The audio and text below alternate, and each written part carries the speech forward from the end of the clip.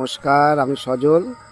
আমাদের জীবনে এই মাসের শেষ উইকটা একটা চাপা উত্তেজনা থাকে যে কি হবে, উঠবে কি না। সবাই খুশি হয় যে মাসের শেষে মায়নাটা পাবো, খুব ভালো। কিন্তু আমাদের জীবনে এটা আর হয় না। একদিনে একটু আবদার পোলাও মাংস সেটা করা হয়েছিল এবং সেটা করে কাজে বেরিয়ে যাওয়া, এরকমই একটি উত্তেজনা বা টেনশন নিয়ে আজকে কাজ শুরু। এই চায়ের দোকানে যতই আড্ডা মারা হোক, ওই একই আলোচনা হয় যে কি হবে মাসের শেষে। আবার ভাবুন তো, আপনি একবার বলেছিলাম যে আমাদের হাট বসে শুক্রবারে, তো সত্যি এবার শুক্রবারেই হাটটা বসবে, কেননা আমাদের 31 তারিখ শুক্রবারই পড়েছে।